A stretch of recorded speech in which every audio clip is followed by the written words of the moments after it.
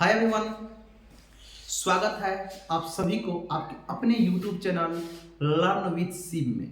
मैं हूं शिव और माय डियर स्टूडेंट्स, आप लोग जो अभी क्रैश कोर्स जो कर रहे हैं, क्रैश कोर्स के अंतर्गत जो क्लास देख रहे हैं, उसमें मैं कई क्लास को करवा चुका हूं।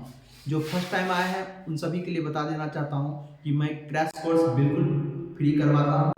वो आप ऑफलाइन के माध्यम से पूरे फ्री में पढ़ सकते हैं, बिल्कुल फ्री सभी सब्जेक्ट को, जिसमें आपको गारंटी के साथ सफलता प्राप्त होने वाला है। और यदि आप ऑफलाइन के माध्यम से असमर्थ हैं मेरे पास पहुंचने में आने में, तो आप मैं जो यूट्यूब पे जो क्लास करवाता हूँ उसको भी देख के आप अपनी सफलता को प्राप्त कर सकते हैं, अपने सपने को साकार कर सकते हैं। लेकिन पढ़ाई जो होता है उसी परीक्षा के दृष्टिकोण से नहीं होता है। पढ़ाई जो होता है वो आपको जीवन में हर समय पर आपको काम देने के लिए होता है।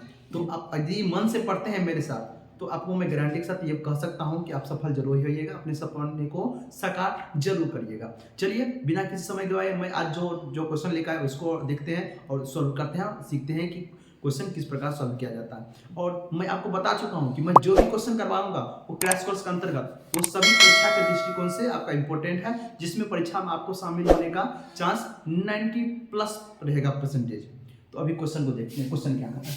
क्वेश्चन आपको कह रहा है कि अभाज्य गुणनखंड विधि से 8, 9 और 25 का मौसा तथा लोसो ज्ञात करें। देखिए मौसो लोसो हम लोग बचपन में ही पढ़ते हैं, सीख चुके हैं, लेकिन वो सीखे होंगे डिवीजन मेथड यानी लॉन्ग मेथड सीखे होंगे।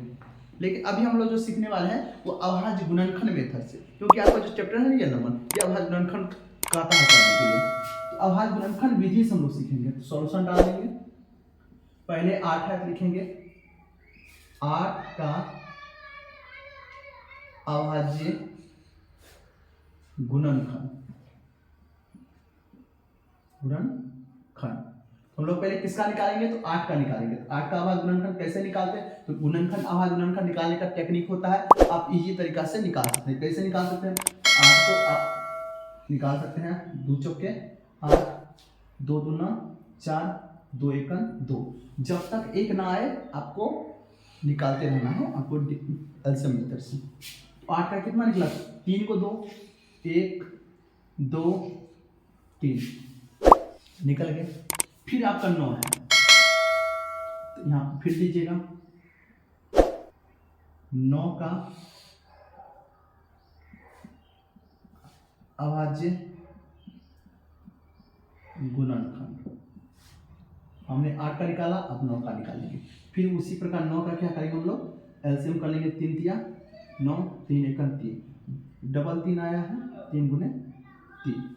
अब 8 का भी निकाल चुका हूं मैं, 9 का भी निकाल चुका हूं, अब बचा 25 लिखेंगे।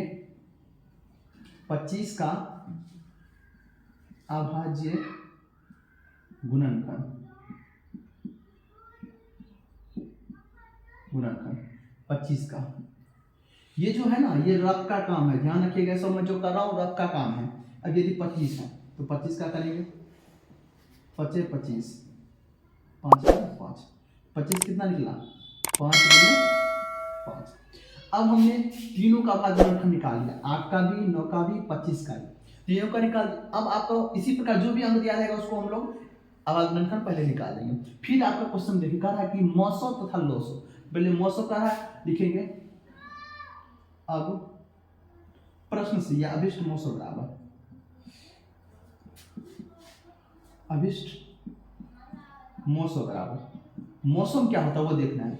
मौसम जो होता है आपको समझना है। मौसम में आपको वही अंक लेना है जो सभी मैचिंग होता हो। इसमें 2 है, क्या इसमें 2 है? नहीं है। इसमें 25 में क्या 5 है? अति 2 है? नहीं है। लेकिन इसमें देखिए 2 में क्या आया है? 1 आया है।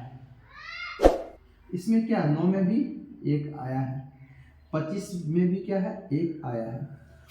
तो 1 जो है वो सभी मैचिंग है। तो मौसम क्या होता है? जो सभी मिलता हो, जो सभी में मिलता हो। ये तीनों मैचिंग हो गया है। तीनों में क्या है? 1 है, 1 है, 1 है। तो मौसम 1। मौसम जो होता है जो सभी में मैचिंग हो, ठीक है, तो वो होता है मौसम। अब देखिए, अब अभिष्ट लोसो बराबर अभिष्ट लोसो बराबर लोसो क्या होता है कि जो मिलता है वो भी लिखना है, जो नहीं मिलता है वो भी लिखना है। लोसो में क्या करना है, जो मिलता है वो भी, नहीं मिलता है वो भी लिखना। अब देखिए पहले यहाँ पे कितना है, ये 2 है, तो 2 कहीं पे मैचिंग है नहीं है, फिर भी हम लोग 2 लिखेंगे। फिर क्या ये 2 है, इसमें 2 कहीं पे है नहीं है, फिर भी लिखेंगे। फिर क्या ये 2 है नहीं है, तो फिर भी लिखेंगे। अब क्या है 1 है, तो 1 तीनों में मैचिंग है तो 1 लिख देंगे। ठीक है, ये क्लियर हो गया, सब अंक लिख लिया हूं मैं। अब इसमें देखते, इसमें 3 है, इसमें 3 है नहीं है, फिर भी 3 लिखेंगे। इसमें 3 है, इसमें 3 नहीं है, फिर भी 3 लिखेंगे। इसमें 1 है, तो 1 तो मैं ऑलरेडी मैचिंग करके लिख चुका हूं, तो छोड़ देंगे, ये भी लाइन क्लियर। अब इसमें 5 है, तो क्या इसमें 5 है नहीं है, फिर भी लिखेंगे। ये 5 है, ये 5 भी लिखेंगे। क्या है 1 है, 1 हम ऑलरेडी लिख चुके हैं। अब हमने क्या किया, सभी को लिख लिया। अब इसको गुना कर देना है, गुना कर देना है। तो 2 को 2 से गुना करेंगे 4, 4 को 2 से गुना करेंगे तो 8, 8 को 3 से करेंगे तो 24, 24 को 3 से करेंगे तो 72, 72 को 5 से करेंगे तो कितना है। अब यदि गुना आता है तो ठीक है, नहीं तो 72 पंचे 360। अब कैसे होगा, तो कर लेंगे 5 दूना 10, 5 सत्ते 35, 36, 360 हो गया। अब 360 हो गया, ये 5 को तो मैं गुना कर चुका हूँ, फिर भी एक 5 और है, एक 5 से और गुना कर लेंगे।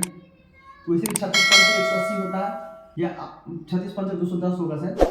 5 की 0 5, 5 6 की 30 की 0, हाथ में कितना 5 या 15, 5 या 15 3 18, सॉरी 118 ही होता है, 180 होता है 36 पंचे 180। ये टोटल कितना हो गया 1800, अर्थात इसका जो आंसर हो गया आपको कितना हो गया 1800। अब कैसे, तो 2 को 2 से गुना किए तो 4, 4 को 2 से गुना किए तो 8, 8 को 1 से गुना किया तो 8, 8 को 3 से गुना किए 24, 24 को 3 से गुना किए 72, 72 को 5 से किया 360, 360 को 5 से किए 1800। ये आपका 1800 जो आ गया आपको आंसर आएगा। ये किसका, एलसीएम का। ये आंसर आपका एलसीएम का हो गया, ये आंसर आपका एचसीएफ का हो गया। यही आपका हो गया अभाज्य गुणनखंड विधि से। ये आपका किससे हो गया, अभाज्य गुणनखंड विधि से। आप इस तरह से अभाज्य गुणनखंड विधि से क्वेश्चन को, कोई भी क्वेश्चन दे आप इजी से सॉल्व कर सकते हैं। इसमें किसी तरह का कोई दिक्कत है आप मुझे कमेंट कीजिएगा, मैं जवाब दूंगा। यदि मेरा वीडियो आपको अच्छा लगता हो तो लाइक कमेंट शेयर करना मत भूलिएगा। यदि आप मेरे यूट्यूब चैनल में फर्स्ट टाइम आए हैं तो चैनल को सब्सक्राइब भी कर लीजिएगा और साथ ही साथ बेल आइकन को प्रेस कर लीजिएगा। मिलते हैं नेक्स्ट क्लास के साथ, तब तक के लिए good bye, have a nice day.